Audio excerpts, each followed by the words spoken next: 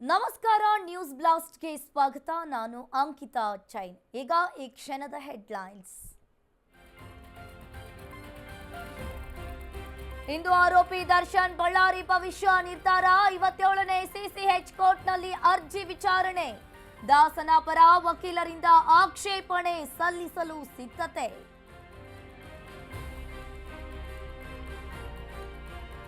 ಸುಜಾತಾ ಭಟ್ 4 ದಿನಗಳ ವಿಚಾರಣೆ ನಿನ್ನೆಗೆ ಅಂತ್ಯ. ದೂರುದಾರೆ ವಿರುದ್ಧ ಯಾವುದೇ ಕ್ರಮ ಕೈಗೊಳ್ಳದ ಎಸ್ಐಟಿ. ಇತ್ತ ನಾಳೆ ದಳಪತಿಗಳಿಂದ ಧರ್ಮಸ್ಥಳ ಚಲೋ ಯಾತ್ರೆ.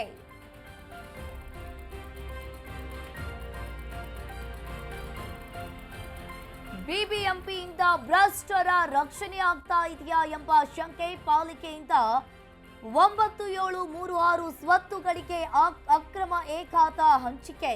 ಅಶ್ವವೇಗ ನ್ಯೂಸ್ನಲ್ಲಿ ಎಕ್ಸ್ಕ್ಲೂಸಿವ್ ಮಾಹಿತಿ.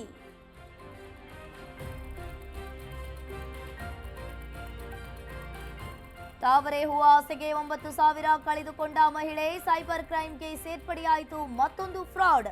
ಕೆಂಪೇಗೌಡ ನಗರ ಪೊಲೀಸ್ ಠಾಣೆಯಲ್ಲಿ ದೂರು ದಾಖಲು.